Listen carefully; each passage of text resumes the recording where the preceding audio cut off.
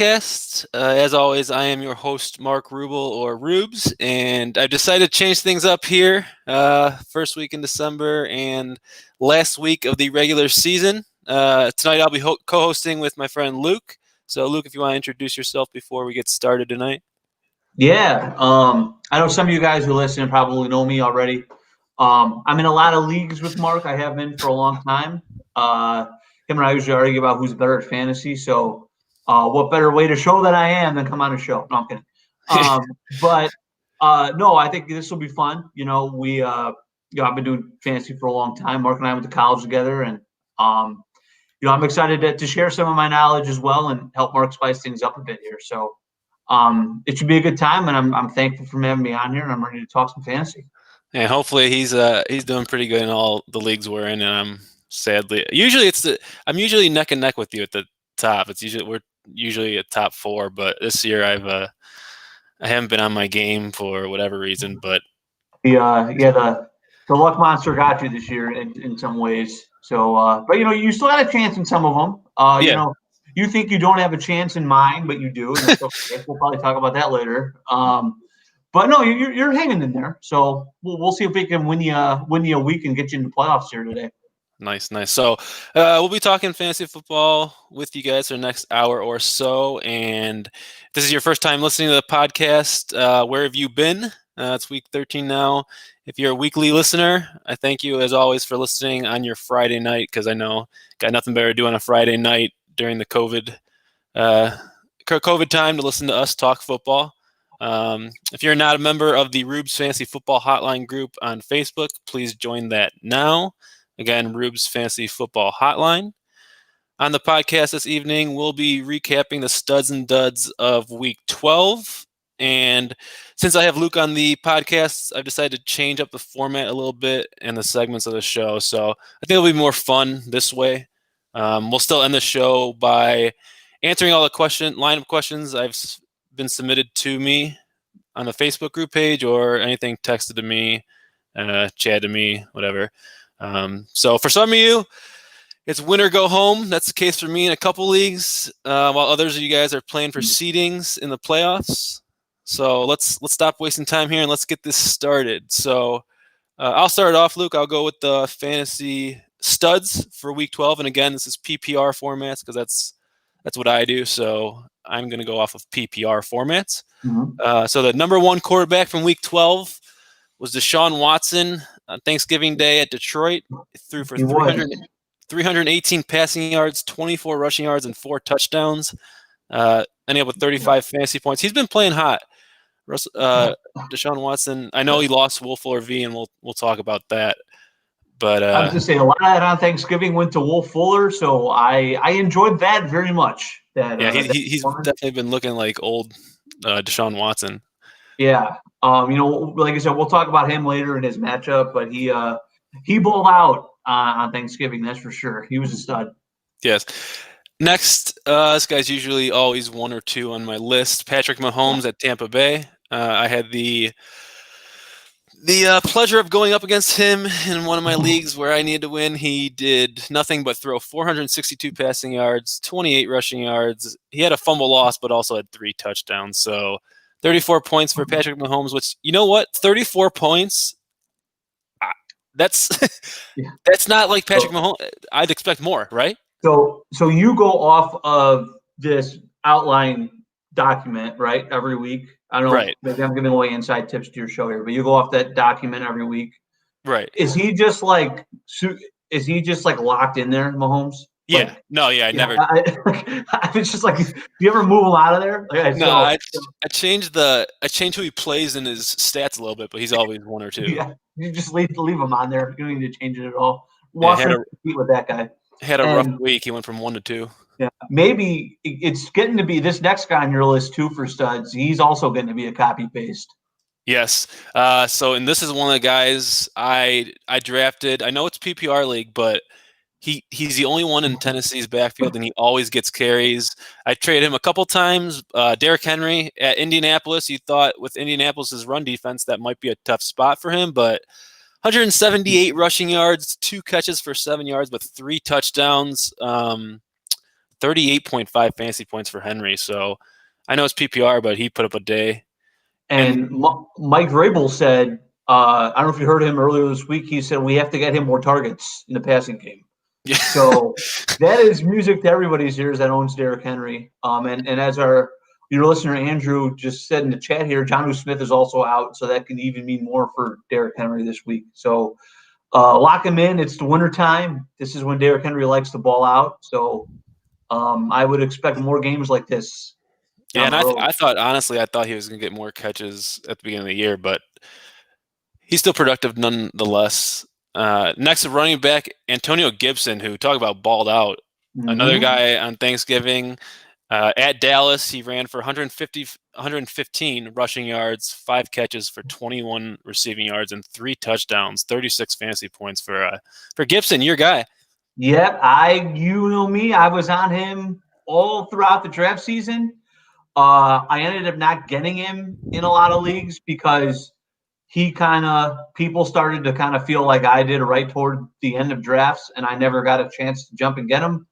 But he's a stud. I mean, he's got talent. I don't like him a ton this week, and we'll talk about that later. But his talent plus the Dallas defense on the other side equaled a huge game. So good for him. Yeah, and I start off with Gibson and Henry in the auction league we do. I started off with Gibson and Henry, and I am in 11th place. So that kind of goes to show you of what kind of luck I've been having. But we're not here to. This isn't a pity party for me. Luke already has enough of those via text. Yep. So next guy comes back to me of who I actually beat the guy who I played in this one, but Tyreek Hill at Tampa Bay, he had 13 catches for 269 yards and 3 touchdowns. So 58 fantasy points by Tyreek Hill. I want to say in the league that you run, that you and I are in together, you have bonuses, and I saw he had like 62 or something like that. Yes, I do 1 point for 100 yards, and then you get 5 points at 200 yards. you honestly could have. I would love to do the math and see. He probably makes your stud list if you just take his first quarter, because for sure. He had 200 yards and 2 touchdowns in the first quarter. So yeah, it was that I think was the best receiving game for fantasy that I've ever seen. I can't remember a game better than that. Yeah, I mean, they could cover him. Last week I saw something similar, not as much touchdowns, but when Keenan Allen caught 45 balls, that was nice to watch too against my fantasy team. So if you have a wide receiver against Mark's fantasy team, no matter who it is, just start him and he'll probably set a record. You should just make that a segment. Just copy and paste the receivers that you're supposed to play against. So whoever needs to start. They said they're setting records. The last time it happened was Jamal Charles when he had 5 touchdowns versus the Raiders, and I faced him in the playoffs. So if a guy's gonna set a record, it'll be against my fantasy team. This next guy on the list, Will Fuller V, at Detroit, 6 catches for 171 yards, 2 touchdowns, and 35 fantasy points. I think this is a direct correlation of Luke calling the offensive coordinator. Before the game, he said, I need Willer V, and Luke was granted his Thanksgiving wish. And then I got it. It got spoiled because he's gone. Yes. But, it's one of those things where he was the I was big on this in the preseason when we were talking. Like, Hopkins was gone. He was the only guy left that Watson had any sort of rapport with. And he's really good. His knock has always been he's been hurt or he's been out like he's going to be the rest of the year here. But when he plays, he's a really good receiver. And games like this will happen for him. So I wasn't surprised to see that happen versus Detroit. It sucks for fantasy owners that have him that yet again he's going to be out for you when you need him most. It's kind of very appropriate for how his career is gone. Yeah, so he was suspended remainder of the season due to a positive steroid test, right?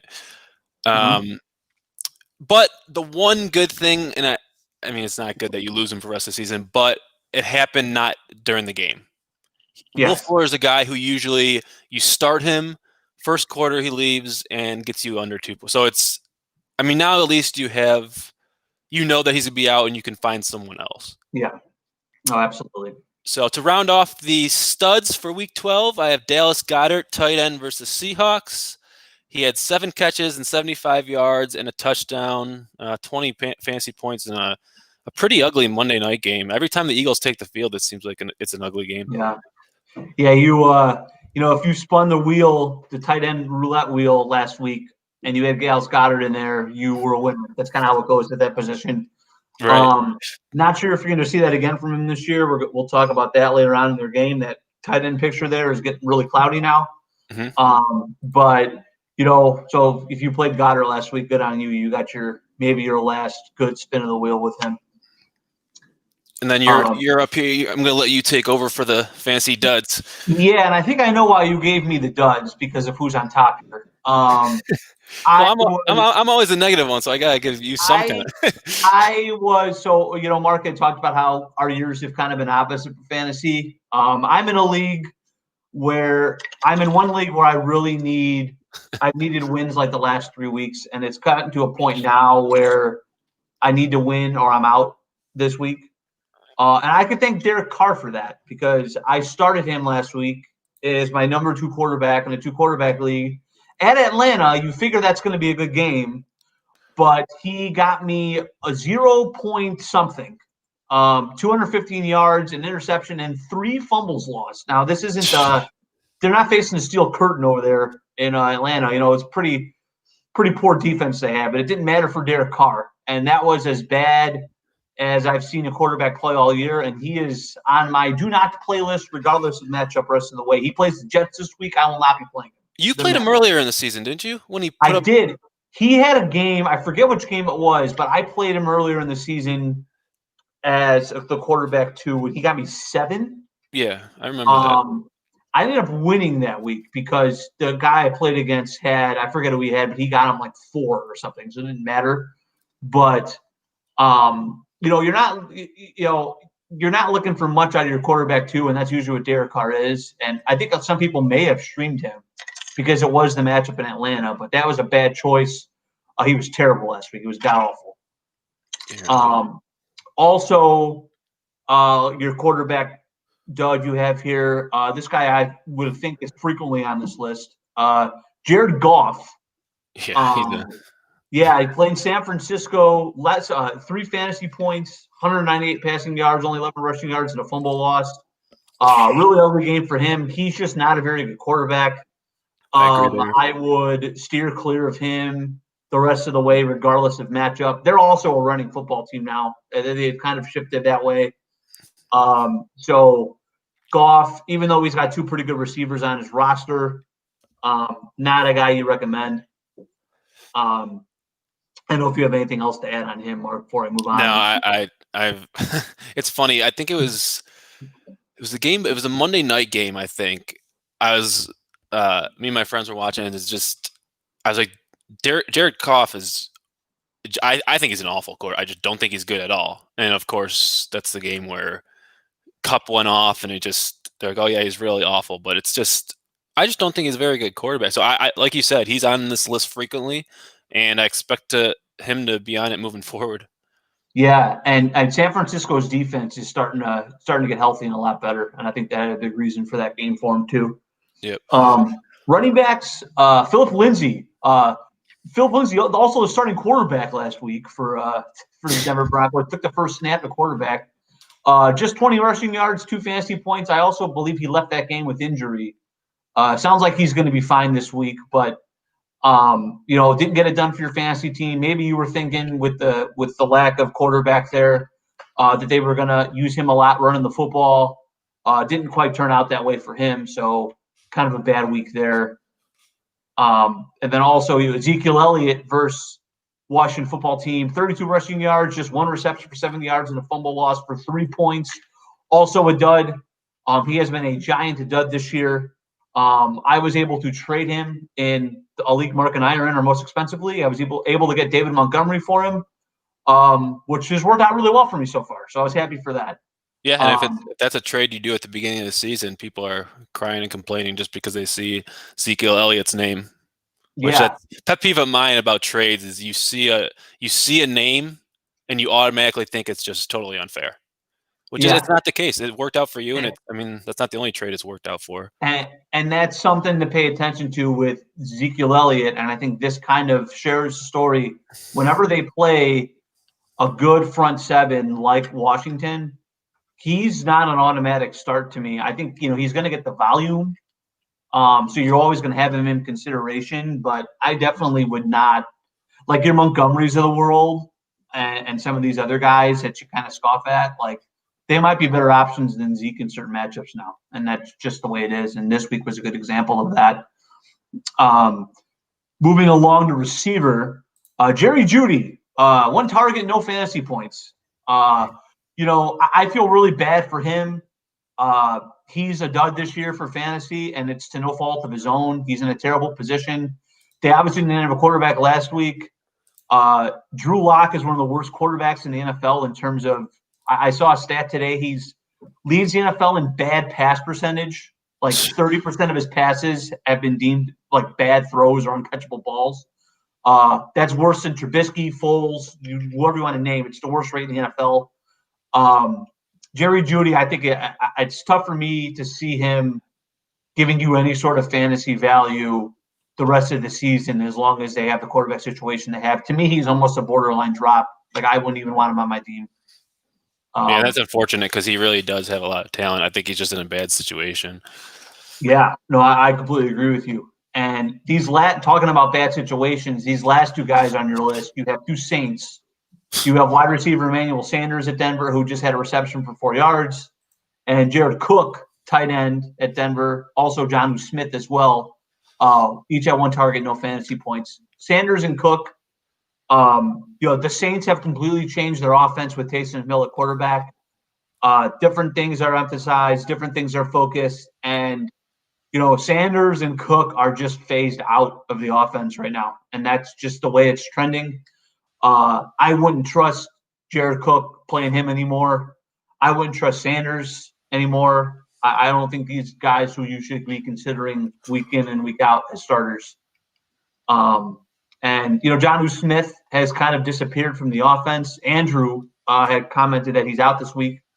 So Jonnu Smith hadn't been doing very much anyway recently as they kind of shift more toward let's ride Derrick Henry the rest of the year type of offense. So not really a surprise to me that those three guys were where they were this week. And if you play them, I think you now know that it's time to move off of all three of those guys. Yeah, we're going to touch upon the Saints later on in the show because I know Andrew had a question. My brother Eric had a question about the Saints running back situation. So we'll get to that later on in the show. Moving to the next segment, which I kept over from the last shows I've done, the Go Get 'em segment. So this is the waiver wire pickups, can't be over 50% owned. With Luke on the show now, I separated it to three. So what happens is I'm going to pick three that I picked up, and then Luke's going to give you three options to pick up. I know it was last night it took place, but if you were able to get these guys, we're going to give you three guys we like. So I'll start it off. My first guy is a running back, Devontae Booker. Now the starting running back in Oakland. He was 10% owned. Josh Jacobs is out for this week. So if you were able to pick up Devontae Booker, I think he should provide you with good value this week as a starting running back.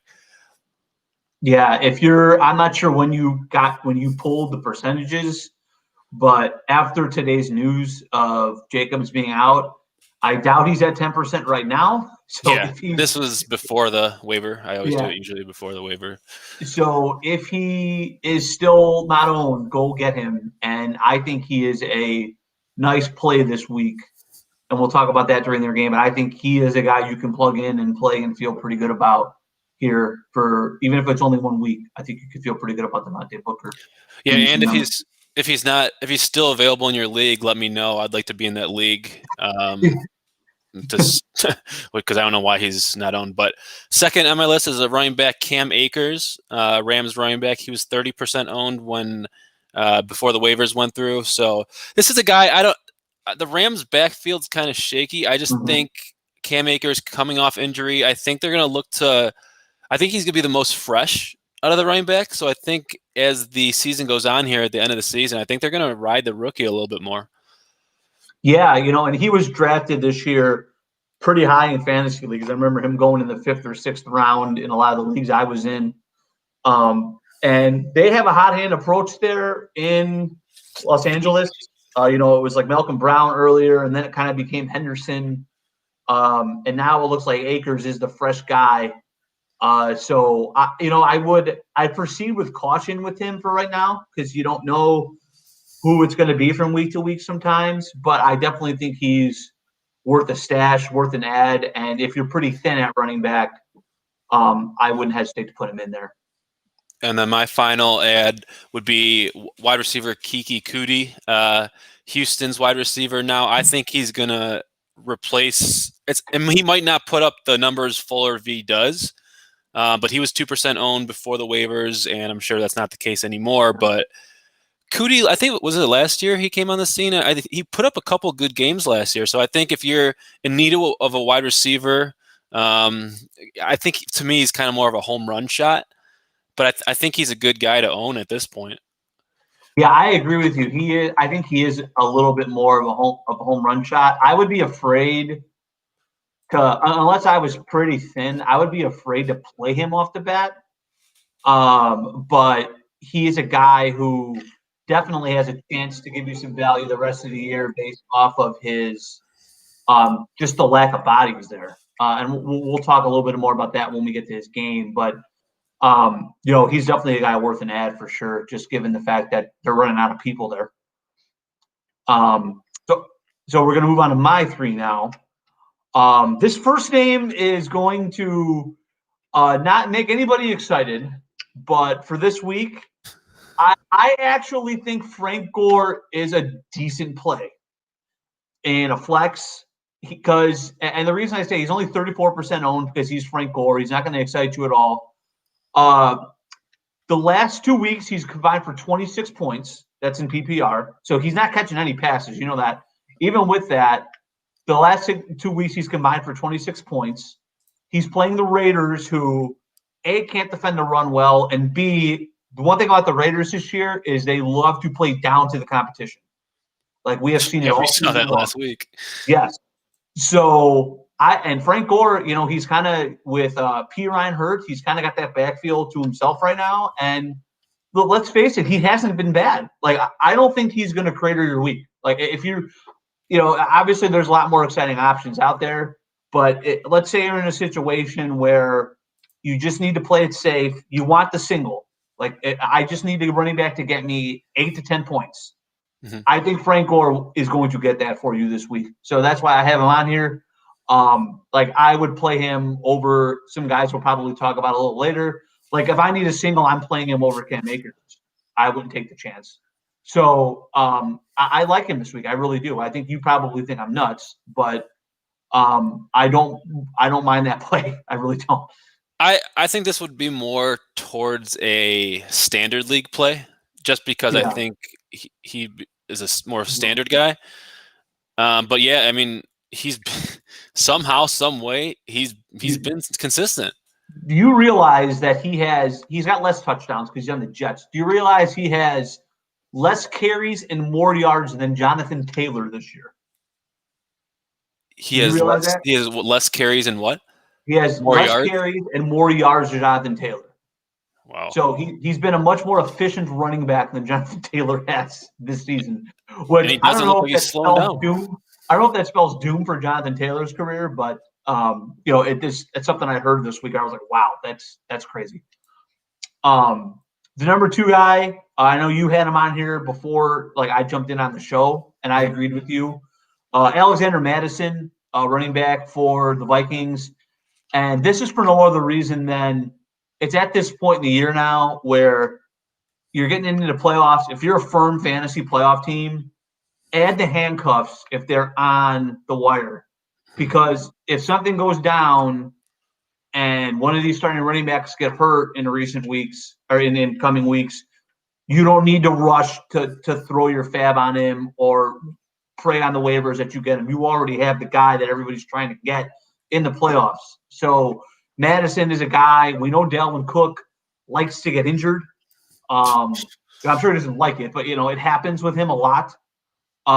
So if Alexander Madison's sitting on your wire, and you're a playoff team, like go stash him. You're obviously not playing him this week, but go stash him if you have the chance to and you have the roster spots to, because it could pay off and win you a championship. It could not do anything for you, but if that happens, and no harm, no foul, it could win you a championship if you pick them up and Cook ends up getting hurt.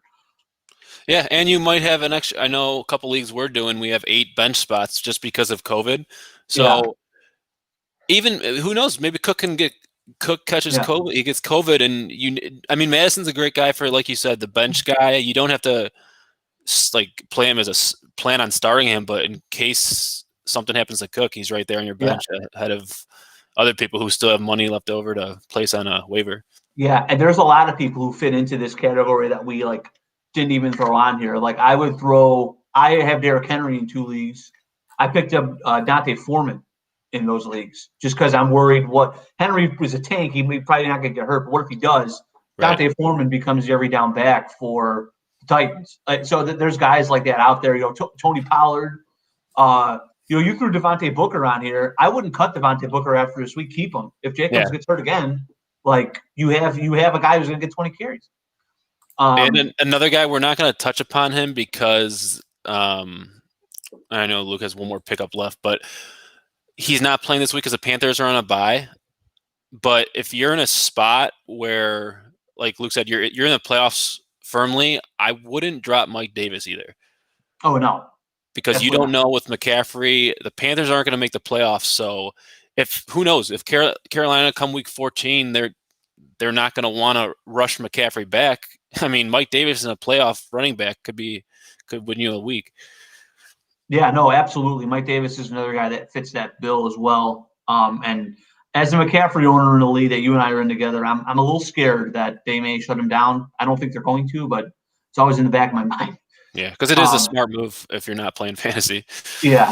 The last guy we have on here, I have Nelson Aguilar, wide receiver for the Raiders. He's been really good. He's been a guy who, he's given you some dud weeks, but he is kind of become their undisputed wide receiver 1 in that offense. He's getting more targets than Ruggs. Depending on the matchup, he gets more targets than Renfro. I guess the number 1 is really Waller for them, but at the wide receiver position, Aguilar's their guy. And, his quarterback is Derek Carr, so that gives you caution. But he is playing the Jets this week. So if you're looking for somebody to flex and you're pretty thin at receiver, I think you can do a lot worse than Aguilar this week. I know one of our listeners, Andrew, had mentioned the winds as a bit of a problem there. Could be in that game, but I wouldn't worry about that too much with Aguilar. I think he's pretty safe. He gets targets. Carr likes to look for him, and it's a good matchup. So, he's safe with a guy who fumbles it 3 times. But he's a guy. He's not gonna. I don't think he's gonna goose you at this point. I think he's firmly entrenched as Carr's favorite wideout, and I think he can give you some value the rest of the way, and you can play him in some matchups remaining on the schedule. Like he's got the Colts next week, so you don't like that one, but he's got the Chargers in week 15. That's a good matchup for him too. So I think he's a guy that can give you some value here the rest of the season. Yeah, so those were the guys. If you were lucky enough to pick them up, congrats. If not, back to waiver wire next week, I guess. But so usually I go on to my position rankings, but those have been posted in my group page like every week. So we're gonna skip over that, and I have a new kind of change to my segment. So for the game, we're gonna go through each game. We'll limit it so we don't take too long, but we'll go a couple minutes to each game, and me and Luke will just kind of go back and forth, kind of list the injuries or players, maybe like one each that you must start, must sit. But we'll talk about each game for just a couple minutes, and if we get any questions, we'll answer those. But before we move on to answering the questions we received earlier, we're going to start previewing each game. Starting with the noon game. So first game I have on the list is the Saints at the Falcons. This game is going to be played indoors, obviously, so there's no outside conditions to it. First thing stands out to me is division game. On paper, you think Saints at Falcons. Saints should have the upper hand, but you know what? The Falcons have been playing good with their new coach. Yeah, no, they've been playing a lot better lately for sure. Yeah, they lost the one game. Was it the Lions game they blew with him? It was that when Gurley Uh, failed to go down at the end, which they that should have was won. that was Detroit. Yeah, that was So Detroit. they should really have one loss with them. So the Falcons are playing good right now. I think it's gonna be a close game. And this is the one question we've been asked about what's going on with the Saints running back position. Everyone I talk to who plays fantasy football, if they have Alvin Kamara, which my brother does, and we'll get to his question later on, but he was a guy who was 1-2 every week till now. Is he at the point where you think about starting him? You know, it's interesting, like because Kamara, the thing that has really changed with Kamara is his work in the passing game. Like that is what has killed you if you were the Kamara owner. Because with Taysom Hill in at quarterback, all those checkdowns to Kamara that Breeze would give have turned into Taysom Hill runs. Like that's what has happened. Like that. So that really isn't kind of in their game plan or in their playbook anymore. And it's not going to be. I don't think it's going to be until Drew Brees comes back. So I think that I still think you're probably playing Kamara. I would play him this week. He's playing the Falcons. There's still a pretty good chance he falls into the end zone. But I would be like if you're on a team where you have like, let's say you picked up James Robinson early in the year and like you ended up with like James Robinson and you have someone like J.K. Dobbins, who I love this week, then maybe you don't. I think it depends on your roster, but I definitely think Kamara's value is a lot lower than it was a couple of weeks ago for sure. And I'm not a Taysom Hill guy by any means. I know you know that in the past, but Yeah, a check down should be there. Now, I mean, that's like I can see Michael Thomas's production going down a little bit, yeah, but to me, I just don't understand why Alvin Kamara's passing production has dropped. I mean, it's a dump off.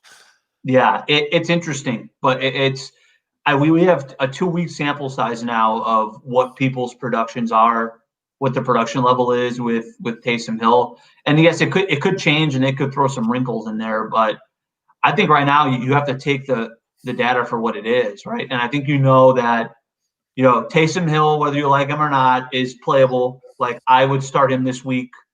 He's kind of firmly a mid to low end quarterback one for me. So you play him.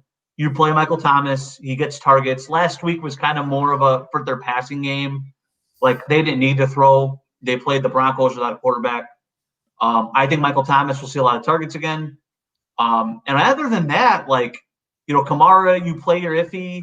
Murray's a flex. I ain't playing a pass catcher on this team other than Thomas. Like I ain't touching Sanders, Cook, any of those guys.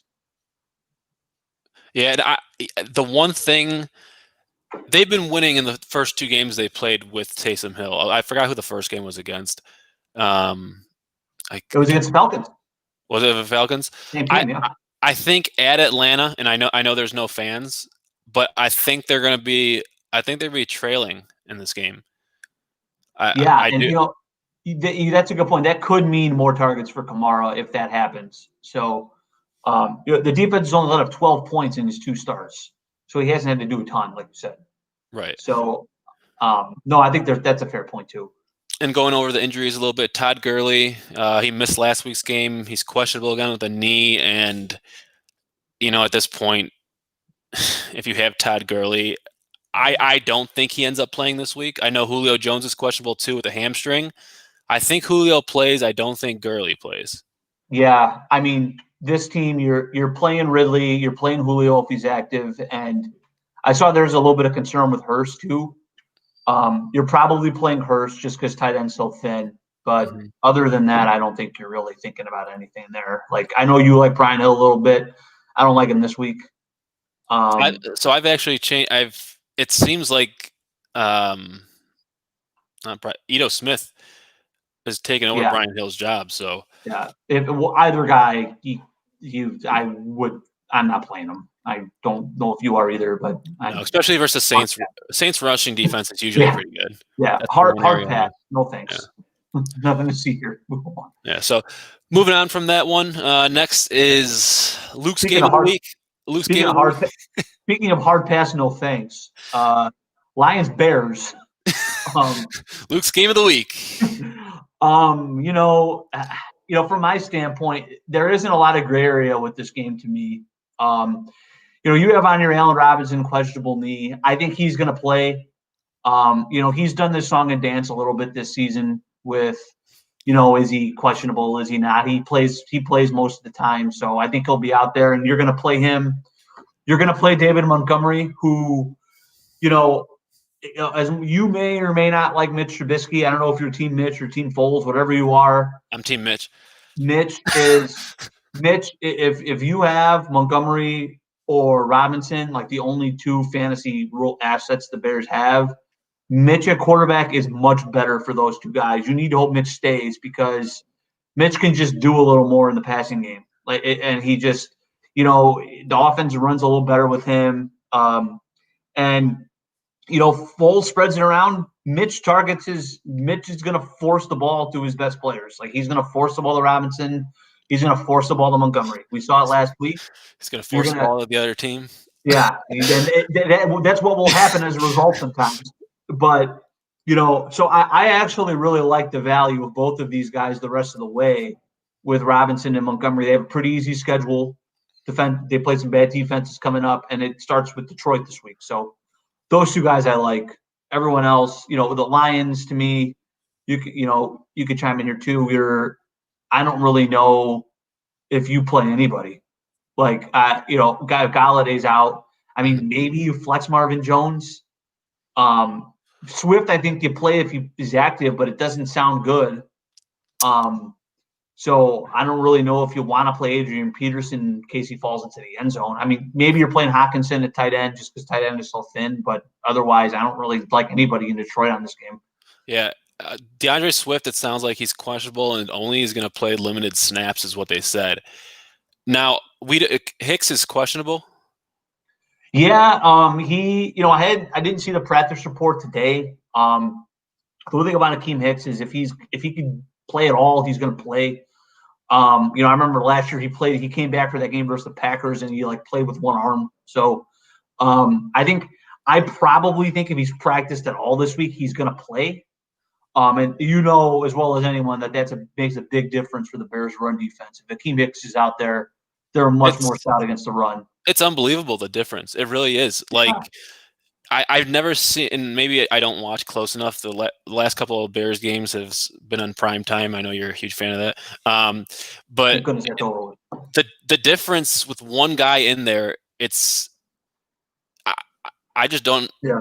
I mean, I know he's very good, but is it that does one guy make that much of a difference? It speaks to a lack of depth, and it speaks to both things. It speaks to how good he is. Like people don't realize just because you don't stuff up the stat sheet sometimes how much of a difference you make. And Hicks is one of those guys. So if Swift's playing and he's getting limited snaps, and I don't think I play him either. Like I think if Swift's in there and he's getting all the snaps, I'm playing him just because I think Swift is really good. He's going to catch some balls for you too.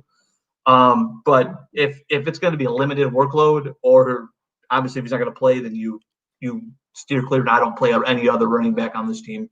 Yeah, and the last thought on this one, I honestly wouldn't play anyone in the Lions. I think the Bears, after getting called out by their coach, I think this one game is a game where their defense can kind of prove it to you that don't call us out because we're the one main aspect usually of this team. So enough with the Bears. I know you've probably talked a lot about this week. Next is Browns at the Titans. As you've mentioned and Andrew has said, tight end Jonnu Smith is out. So for me, I have Jonnu Smith. Like you said, smart. I would give it to Henry every single down too. They've moved away from Smith. Smith's usually a 2-yard touchdown if he gets something. He graciously provided me with 0 points last week. So Jonnu Smith, thank you very much. He's out. Ferks is his last name Ferksner. I always Berkshire. yeah. Yes. I think he's a streamable option. The Browns defense is not the best. I think their rushing defense is better than their passing defense. Yeah, well, this is an interesting game, and I'm glad you brought up the Browns defense because their numbers against the pass has really improved since the start. They were getting torched all over the place at the start of the season, and their fantasy numbers have really improved, so they don't look that bad. But remember, they played 3 straight games in like monsoons or blizzards. Right. So, and you saw last week, they were getting ripped to shreds by the pencil, Mike Glennon. So, I think this is going to be a big week for the Titans passing game. I got a very fun bold prediction later on involving this game. But Ferkshire, I agree with you. This game has the highest over-under in Vegas this week, 53. Really? So they're expecting a lot of points to be scored, and I think the Titans are going to do well both on the ground and in the air. So I like Berkshire. I like Corey Davis. You're playing A.J. Brown no matter what. I like all those guys on the Titans side of the ball for sure. And Tannehill, I think Tannehill is a very good play at quarterback this week. Outside of like the obvious, you got your group of like Mahomes, Kyler, Deshaun, Wilson. After those guys, like I think Tannehill's in that next category this week. Are you trusting Baker Mayfield? I have a rule in fantasy. It's never trust Baker Mayfield. I'm going to stay that way. And if it's a 2 quarterback league, it's different. But in a 1 quarterback league, Baker's not someone who's going to be on my radar. I do think they could pass a little bit more than normal on this team. Like I would play Jarvis Landry, and I think you could, it's worth taking a spin on Hooper. But this team is going to get off the bus running. Lovie Smith will love these guys because that's what they do. Nick Chubb's a play. I'm shocked that this is a high scoring game in Vegas just because both teams like to run the ball so much. Yeah. Like you think it's the clock's just going to keep running in this game. Yeah. Well, unless the Titans are playing the Bears, their defense is a sieve. It's terrible. So, Chubb locked and loaded, and Kareem Hunt. I know he's disappointed some people last week, and there's some injury concerns there. People think they're kind of scaling back his workload, but I still think you can play him as an RB2 or a high end flex. Like he's going to get some passing work. He's going to get 10 or 11 carries. And he's probably going to do a lot with those 10 or 11 carries. So I think Hunt is a play. And Hunt is a guy, too, if they get down big, which could happen, Hunt's going to get you some targets because they're going to have him out there because they're going to be trailing and they can dump the ball off to him. So I like both backs for Cleveland, but I even with the high over-under, I still wouldn't play Baker. Moving on to the next game, Bengals at the Dolphins. Now, this game, I just looked at the injury report kind of before I hopped on here. Seems like the Dolphins have so many injured running backs. Washington is doubtful with the hamstring. Matt Breida, they said, was out because he was on the COVID list. Salvin Ahmed, another guy who, whenever he plays me, has his career day, is doubtful. This guy just came out of nowhere. My one buddy said, I'm starting Ahmed. I said, what? First play of the game, the Dolphins get a interception at the goal line, and who other but Ahmed runs it in. So he's doubtful. It seems like Myles Gaskin is trending towards playing, which yes, if you have him, if you put him on IR like you should have done, I think he could reward you this week, especially versus the Bengals. Yeah, put him in. This is a game the Dolphins will be winning. They will be winning by a lot, and they will be turning around and handing the ball to Myles Gaskin. So I definitely, if all those guys are out, I didn't realize that until I looked at your list that all those guys are going to be out. But that is a smash play if that's the case. I think that's a top 10 type of a week then for Gaskin if all those guys are out. Let's say Gaskin doesn't progress as much as the coaching staff thinks. Is Laird an option here? I probably not, just because I think Gaskin is going to at least play a little. I think if you hear that Gaskin is going to be like limited, I just wouldn't play a running back then in this game. I always hate playing that game. Like, if you know guys are going to split a backfield, unless it's like Hunt and Chubb, like that always kind of scares me a little bit. So I probably wouldn't consider Laird. I don't know. Would you do that? I picked him up in almost every league just because I don't want someone else. If I don't want Gaskin not playing and having him run all over me. So that's kind of one of the reasons I picked him up. Tua's questionable. I don't think he's going to play. I understand the fact that the Dolphins wanted to start a rookie, and I'm usually always for that. Yeah. But with this team, and it could be something stupid to say, but I just think they play better with Fitzpatrick at the quarterback position. Yeah, if you are the Devontae Parker owner, go and say a couple of prayers that Fitzpatrick is in the game, because his value is much higher. 20 points for me last week. That was he should be. He has that talent too. Yeah. He is a much better fantasy player. I was happy as soon as they announced Tua, and I saw the 1 week from Parker where he got only a couple of targets and stuck in the end zone. I was able to trade Parker in a league and get him off my team. And that might come back to bite me now because Fitz is back in there. But, he is a smash play if Fitzpatrick's on the field. If it's Tua, then I think he's kind of a flex type. And same thing with Gesicki. I think Gesicki's playable if you have Fitzpatrick in there. If he's not, then I don't think he's playable. So I'm going to ask you a question. I know the questions are at the end, but I didn't see this question in there. So I'm going to ask you a question, and then we'll go on to the next game. But Fitzpatrick, let's say he starts, and I still can't see Gaskin getting a ton of carries his first game back. I could be wrong. If you're in a situation where you have Fitzpatrick and let's say Watson and Kyler Murray. Watson's going up against the Colts. Kyler Murray is going up against the Rams. Is that a spot where you're starting Fitzpatrick? That's a tough one. I'm not going to play Fitzpatrick over either of those guys just because of the rushing floor of the other two players. I know you're sour on Kyler right now, and I understand why. Kyler Murray has had only 1 week this year where he wasn't the quarterback one, and that was last week. I know the Rams are a really good defense, but I'm playing the trend there. I'm playing Kyler. I'm with you. The only way I'm not playing Kyler is if I have like Mahomes or Russ. Like I'm playing Kyler for sure. Yeah, if I'm going to go down, it's with my horses. Yeah, but Fitzpatrick is a guy though that I think you can start as a mid-tier or low-tier quarterback one, kind of like same thing as Tannehill.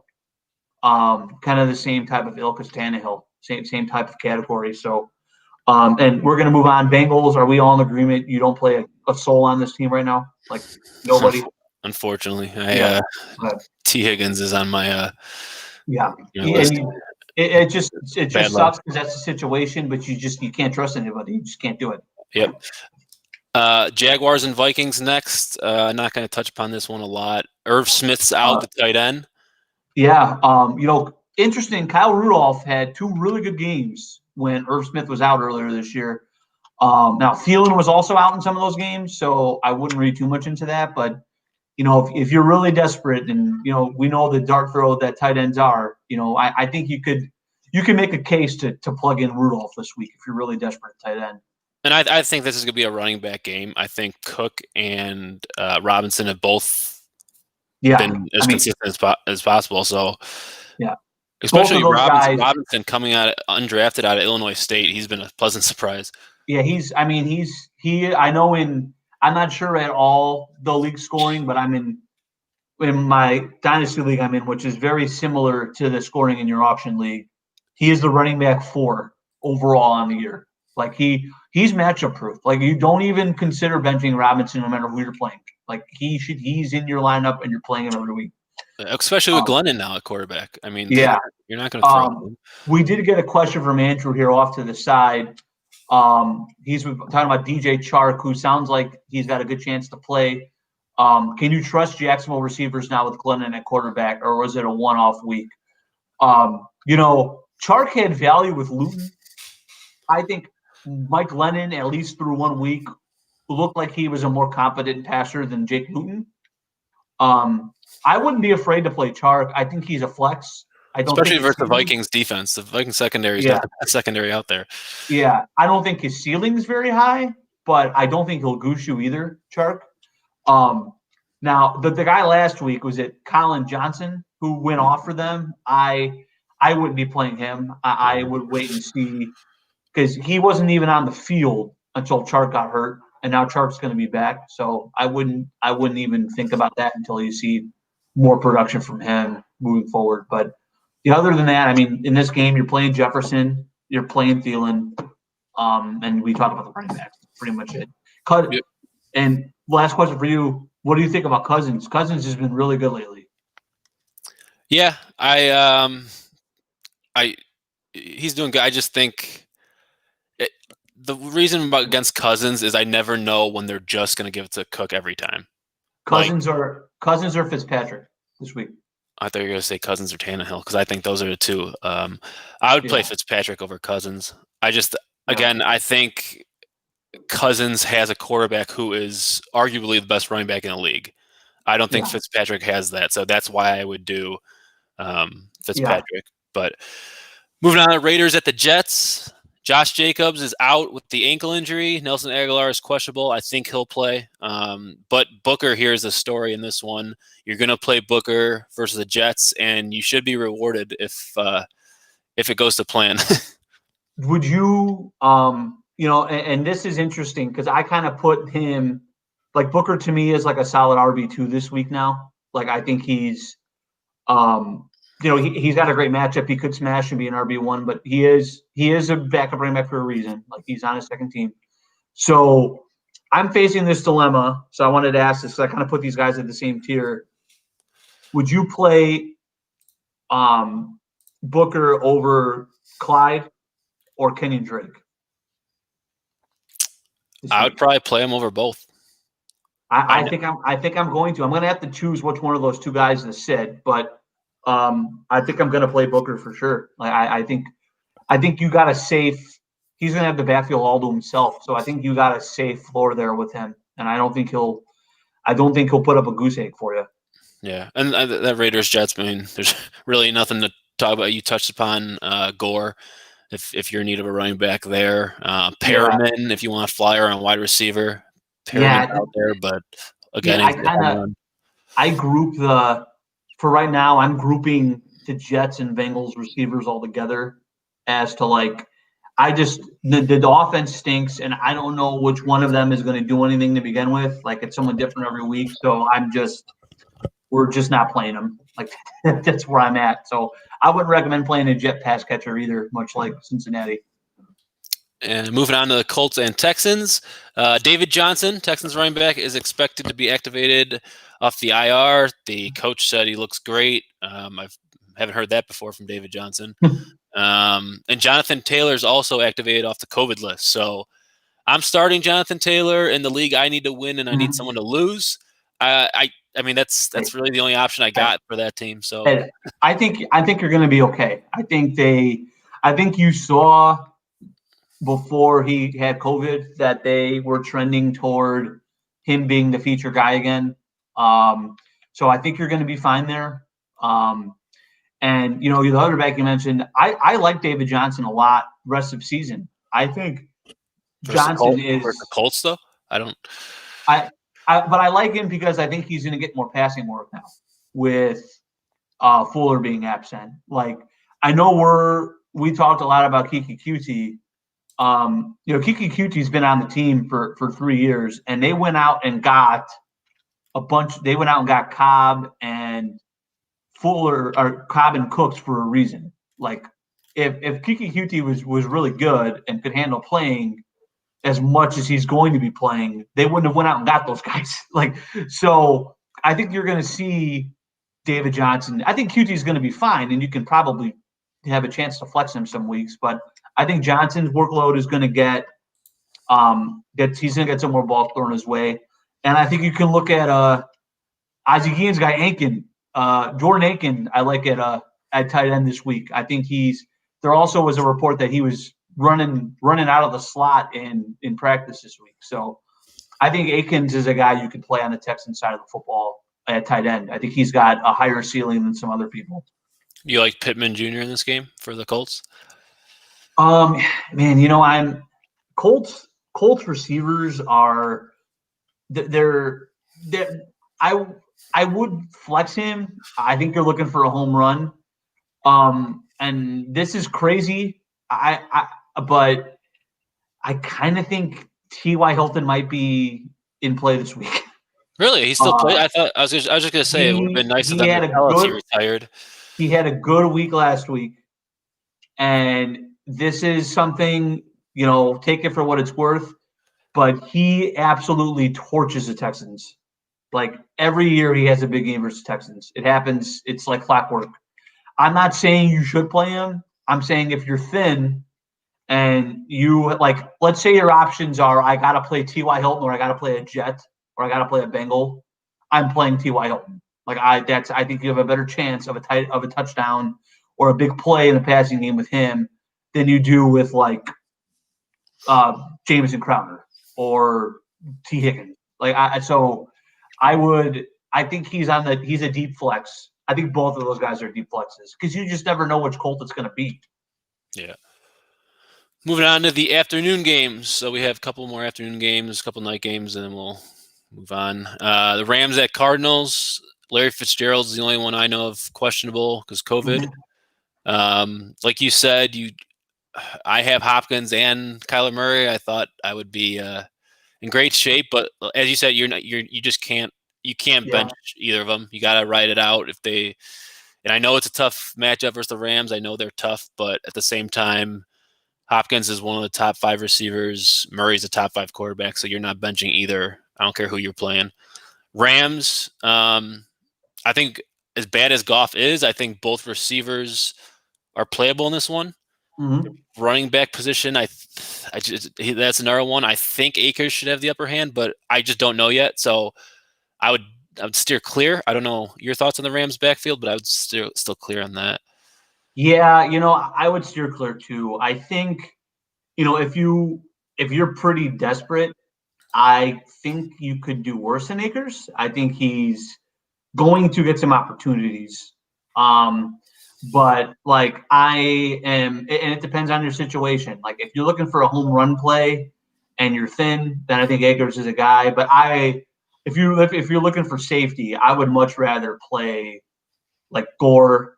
I would much rather play Jamal Williams. I would, guys like that than Akers because you don't know what this backfield. You have no idea what can happen. And the other side of the ball too. With the Cardinals, I brought up the Drake and Clyde thing for a reason because, the Rams defense is really good at everything. They don't have much weakness.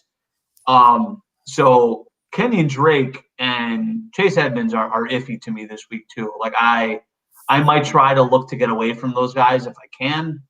If I got to play one of them, I'm probably playing Drake because he gets more volume at the goal line. But I'm not crazy about those guys either. Thanks for reminding me about that. Moving on to the Giants at Seahawks. This one, I honestly think this is going to be a huge blowout for the Seahawks. Last couple of games, they've been in kind of close games. Daniel Jones, doubtful hamstring injury. If you're playing Daniel Jones, either you're a huge Daniel Jones guy or your team's out and you're just messing around because I don't know why you'd play him even versus Seahawks. Both running backs I heard will be active, Hyde and Carson. I think the Hyde one I'd pay attention to, but I think Carson's the guy still there. I know Monday night it was Hyde who out-touched him, but I think Carson, they got to ride him going forward if they want to win that the NFC West. Yeah, I think what you saw on Monday night is they were easing Carson back into action. They were making sure he looked okay. They're playing the Eagles, so they knew they can get away with it, and they did. So I think you're going to see Carson really be a bell cow for this team moving forward. But the one thing you do have to think about in this game, I still think you're playing Carson, but this could be a blowout. And I think if it is a blowout, you may see Carson get pulled again just because they don't want him to re-aggravate anything. And in this game, it's obvious, you're steering clear of every Jet, I can say every Giant, excuse me. Jet I and think, Giant. yeah, Jets and Giants. But, Stay clear of New York. I think a guy who has been really good lately, and he's just getting a volume that I still think you could play, is Wayne Goldman. He's been pretty good. Like I would play Goldman over Cam Akers, like somebody like that. Yep. But we haven't talked about defenses at all on the show. If the Seahawks defense is out there, like go get them. They're getting better.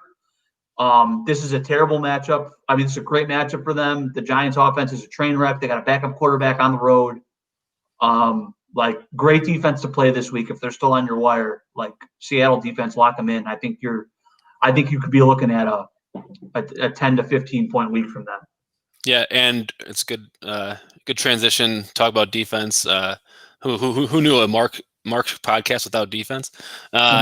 Eagles at Packers. I think this is another game where I know the Packers defense isn't great, but I don't know what's wrong with the Eagles offense. Like Carson Wentz, I don't even know if it's Carson Wentz in his body. I know Zach Ertz is activated off the IR. He should be back, but in Green Bay, I kind of like the Packers defense. Yeah, no, I think I'm playing them in a league. I believe I have them as in one of the leagues I'm in with you. I'm playing Green Bay's defense this week. You mentioned Zach Ertz. I want to. What do you think about Ertz? How are you approaching this situation with him? Because he was drafted way back when as probably the third or fourth tight end in your leagues. So now that he's back, how do you see him playing out the rest of the year? Well, usually this is a guy who, whenever I play him, he goes off. It's just one. You have some people in the league where you just every time you play the guy, he goes off. I'm not playing him this week in any of my leagues. I just with Goddard and Rodgers, they have three tight ends who they're pretty good, all of them, and it just the Eagles' offense we touched upon. It's not what it is. So if you have Ertz, you got to play him just because he's Ertz, but I wouldn't expect typical Zach Ertz numbers. Yeah. See, I don't think you have to play him. I think, he was bad before he got hurt this year. Like he was stinking up the joint then. And now you got this muddy tight end picture there. Like I'm not playing any of these tight ends, not with how the offense is and how Wentz is. I don't want to play a pass catcher on this team right now. Like, I think it's a shame for Fulgham because I think he clearly, to me, when I watch them play, is the most dynamic guy they have, and they seem kind of hell-bent right now on getting the other people involved. I think on the Eagles, the only guy I would want to play is Sanders, and that's it. Yeah, and like you've Fulgham, he's been missing in action the past couple of weeks when he looked pretty good. Yeah. I'm with you with him. Patriots and Chargers next. They finish out the afternoon games. I don't have any injury news. This is a game where I really don't know what to expect. You got the Chargers who put up points but give up points. You have the Patriots who pretty solid defense and don't really seem to like scoring. But I don't know what's your thoughts on this one. It's kind of a weird game for me. Yeah. I got a bold prediction from this game later on. I'm scared for Herbert this week. I love Herbert. I think he's amazing. You're probably still playing him just because he's Justin Herbert and how he's been. But, I can see, Gilmore is going to be on Keenan Allen, and they're going to scheme up to take away Eckler. So, I think if this is a Mike Williams week for me, I think if they're going to win and be in this game, I think Michael Williams has to have a big game. So I think you're still playing all the Chargers I just mentioned. I'm worried about. You're playing Hunter Henry. And if you're the Patriots wise, you're probably playing Damian Harris. Maybe you can flex James White. And other than that, like Cam Newton's just bad, man. Like he's just not. Yeah, he's just not a quarterback right now. I steer clear of him big time. Like, would you play Cam or Mitch? Mitch for sure. I would play Mitch. Like Yeah, versus the Lions, like give me Trubisky. So yeah. I would. I would I definitely play Mitch in that one. Yeah. So I don't think there's much to really think about for the Patriots. You're not really playing any of those guys. Yeah, and you're playing Eckler. I mean, you got to play him. He's back now. Yeah. You saw he's like everything for the Chargers running back position. Him and Keenan Allen you're playing. So moving on to the Sunday night game, we have the Broncos at the Chiefs. I have a couple injury notes here. I have Jerry Jeudy questionable with his ankle. Luke mentioned here with the Broncos offense, you're really not. He's not startable for me. Philip Lindsay questionable with the knee, and Clyde Edwards-Helaire, I know you're starting him in one. I'm starting him in one. He's questionable with an illness. So we're at Friday. He's still questionable. Sunday night game. So this is one of those times where if he is a game time decision and you don't have anyone you could play after a Sunday night game, I think it's one of those times where you have to play somebody else because I don't want to be. And I'm not, to be honest with you, I'm not sold on Clyde Edwards-Helaire. It seems like the Chiefs are going to pass, and deservedly so with Mahomes. I don't think he's a must start this week. Yeah, the one thing I will say about Clyde this week, and I'm about to go pull it up, is the last time they played Denver, Clyde Edwards-Helaire did have a touchdown. He had a pretty good fantasy week. It was in that crazy snow game. Yep. But no, I think Clyde he's kind of disappointed you this year. I still like him long term. If you're in a dynasty league, I wouldn't be sour about his outlook. I think he's a good running back. But yeah, you're in a spot this week where if you got other options, like you said, my Drake Helaire decision might be made for me because he might be a game time decision and he's a late back, so I'm just going to play Drake. Yeah, I think you got to play Drake there. The Chiefs, you're playing Mahomes, you're playing Kelsey, you're playing Hill. Like that's easy enough. Denver, what I saw on Lindsay is it sounds like he's going to play. So I think him and Gordon are both kind of flex types. And Jeudy being out, to me, the one guy I wanted to talk about with this game, because I think you can flex him if you're really looking for a desperate play at receiver, is Tim Patrick gets looks a lot. Mm-hmm. And they're going to be down in this game. If they're not, I'll be shocked. You can call me out on it later. But Tim Patrick has been pretty steady, and he gets himself his, between 5 and 8 targets every week. And they're going to be losing. So I think Patrick's a guy who might get you a sneaky 9 or 10 points in a flex, and maybe he sneaks a touchdown in or something. So, I would put him. I would play Tim Patrick over a Jet or a Bengal. I would play Tim Patrick over T.Y. Hilton. So I think he's a sneaky guy this week. But other than that, except for maybe Fant, you're probably not playing a Bronco.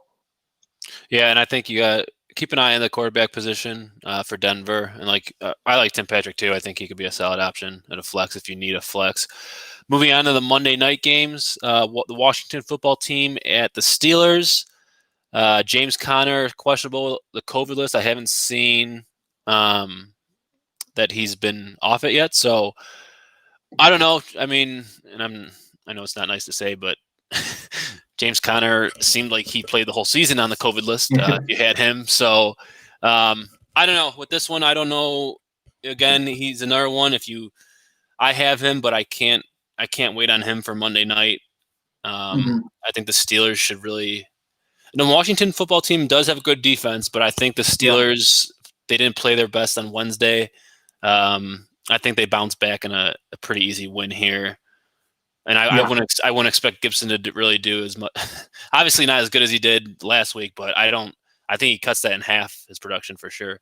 Yeah, you're still playing Gibson just because of how he's been, and he's going to get the volume. But I would definitely temper your expectations, like you said. I actually think we'll see. I'm not sure exactly how Ron Rivera is going to work it, but a big reason why Gibson has been so good is because they have been winning, and he's been on the field.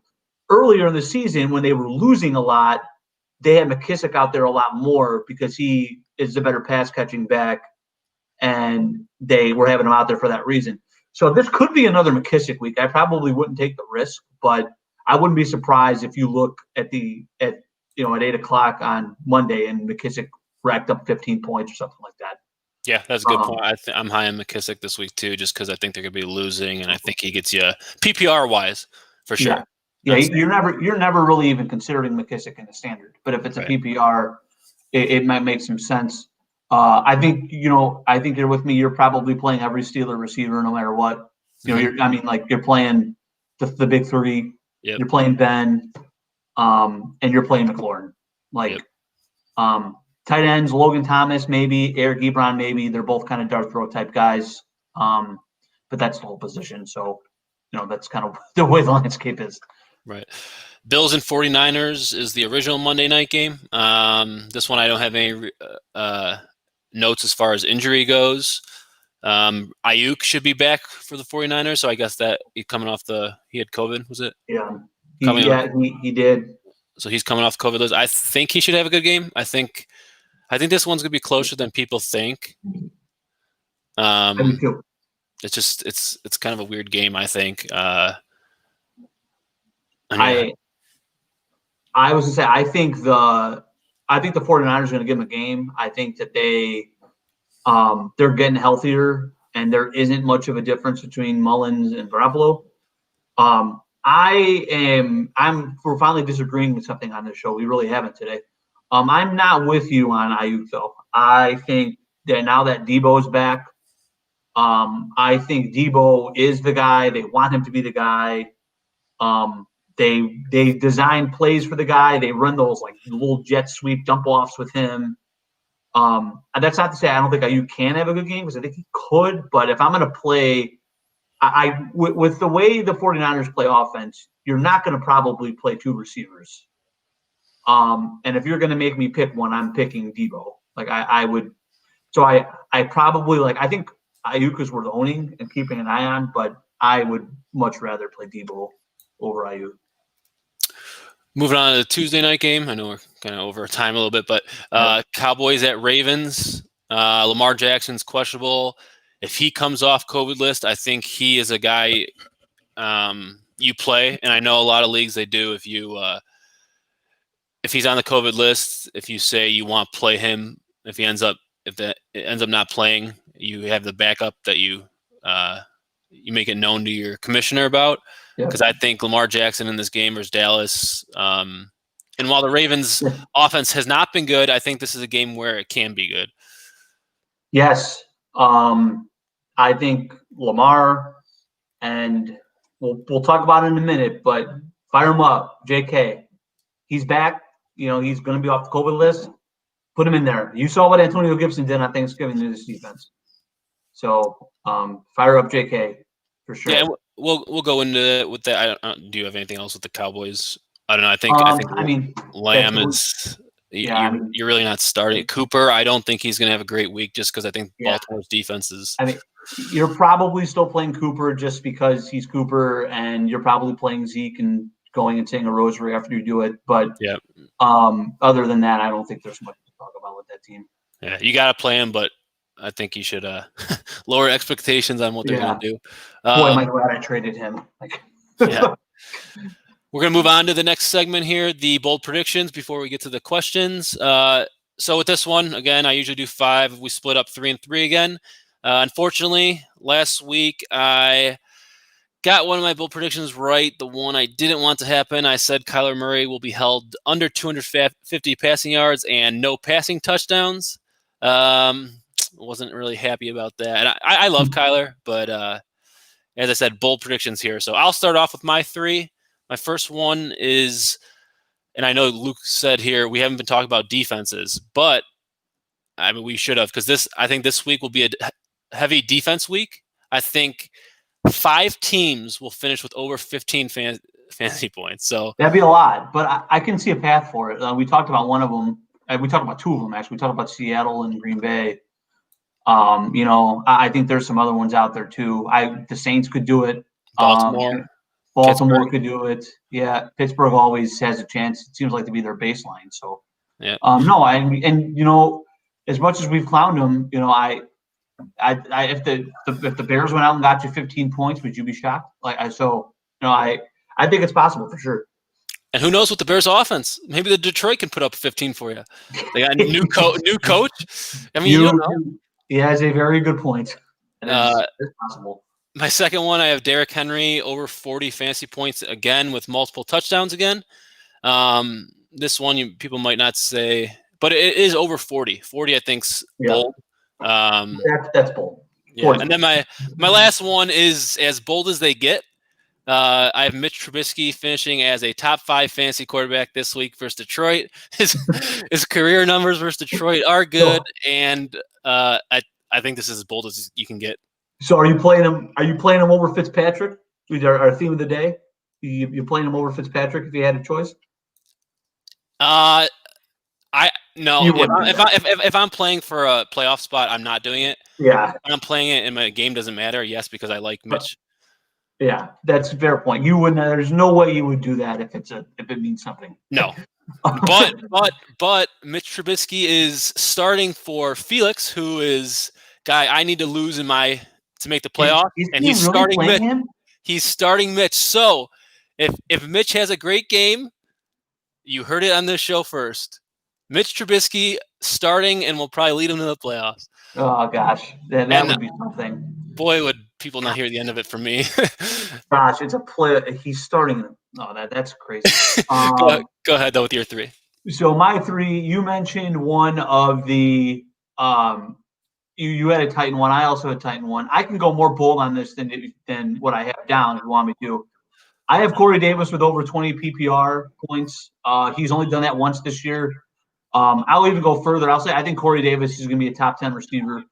Okay. I think they're going to be really focused on A.J. Brown. And like I said, you can pass on this team. So I think Corey Davis is healthy now. He's been very solid all year. So I love Corey Davis this week against that leaky Browns defense they have. That is not a game where you will get a 15-point defense in. Right.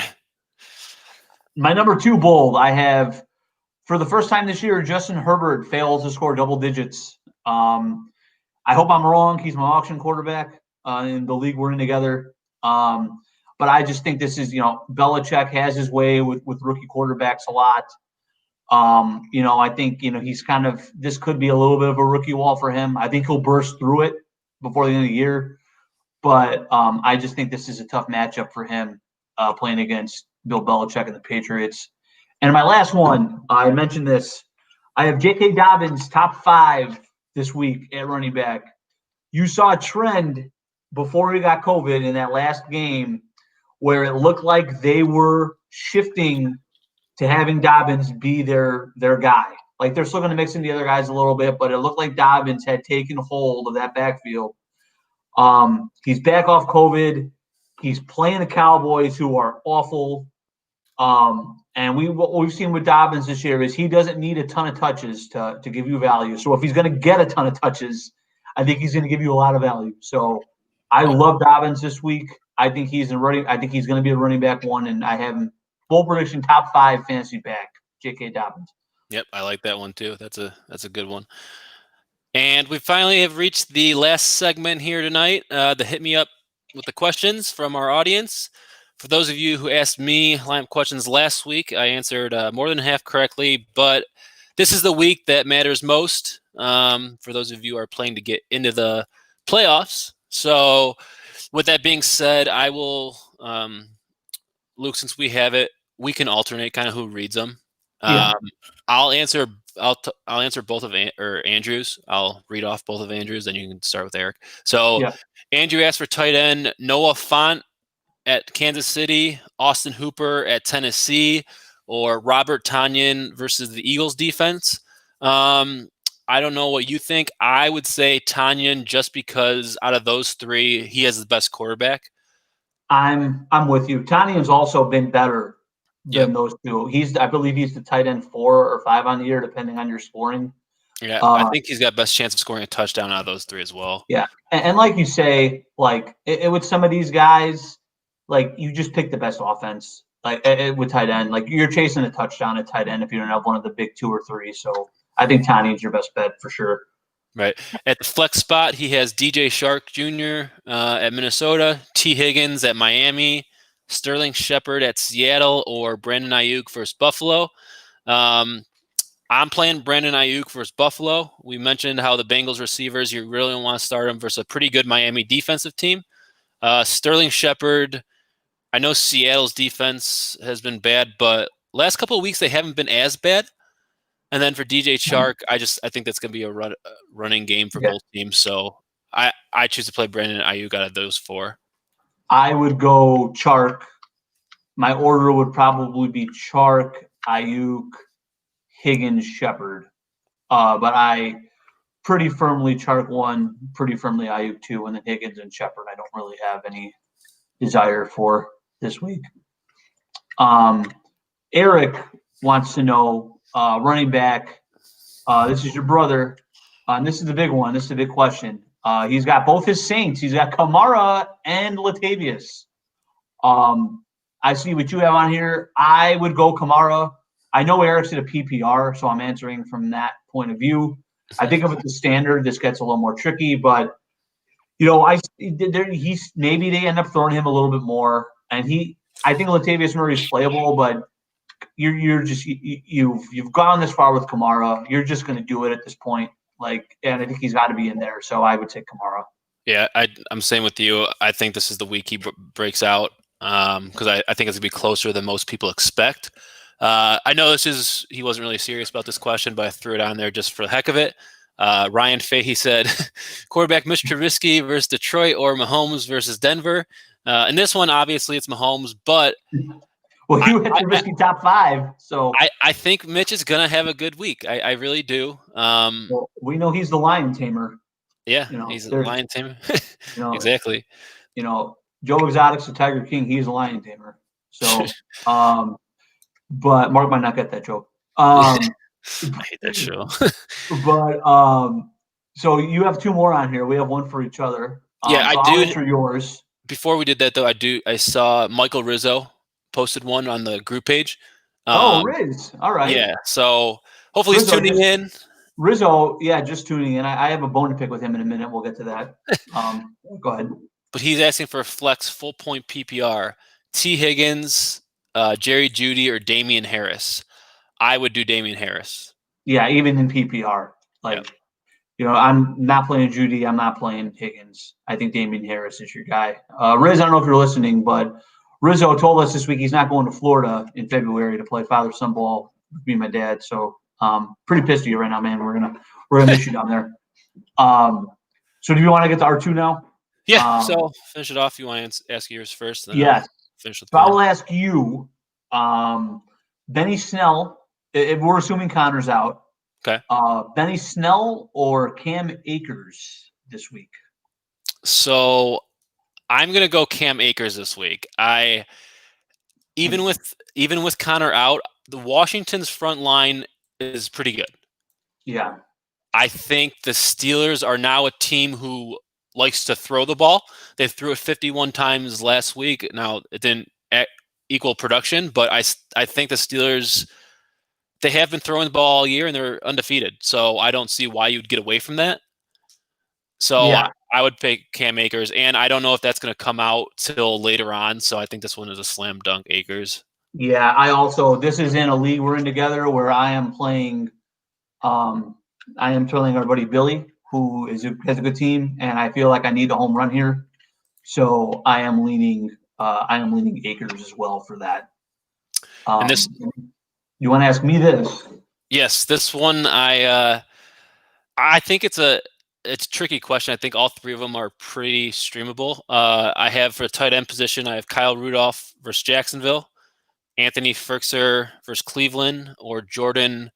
How do you say? I always think it's Atkins. I think it's Akins. Akins. I've heard Atkins. I've heard Akins. I've heard Ankins. I don't really know what it is.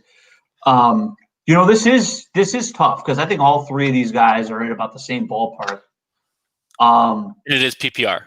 Yeah, I'm gonna lean because of the defense, and how I think the game might be. I'm now knowing that Jonnu is out. I actually might lean Firkser here. I like Akins a lot. I think he might see some more volume. The Colts just have a really good defense, and the Jaguars. I just think the Vikings might. I think the Vikings have a better chance to get up big and just run the clock out. Whereas I think the Titans are going to have to score some points if they're going to be in this game. So I would probably go Firkser. But all three of them, I think all three of them, you have a reason to play and a reason to sit. But if I had to pick, I'd probably go with our boy Firkser. Firkser. So you heard it here first, Firkser. I'll probably play him. If I lose, I get to blame Luke on that. And you're picking the guy, so it'll probably be a bad decision. So right. We know that. Right. But that decision you have at tight end, though, and honestly, sort of the decision I have at running back, but especially that decision you have at tight end, that is the type of decision where you will pick the wrong one. Correct. 100%. And what's the other one? Like Andrew, his decision, when we say slam dunk Tanya, he will probably pick the wrong one. That's the way it works sometimes. So you can't beat yourself up. You just got to move on. It is what it is. But yes, so this was good. I don't know. I liked it better. I like going into each game better. I kind of felt like I was repeating myself. So if you're able to, I might just keep you on the rest of the playoff way. We'll see what the schedules look like and whatnot. But this was fun. I had a good time. Cool. So again, if you're not a member of my group on Facebook, please join, and hopefully I will help you win some money this year. I can't win money for myself with any of my teams, so hopefully I help you guys win. And best of luck in your matchups this Sunday. And remember, tune in next Friday, 6 p.m. It'll be a first playoff week, so if you're in the playoffs, have your questions ready, and we'll get to them next week. And as always, go win your matchups and thank or hate us later.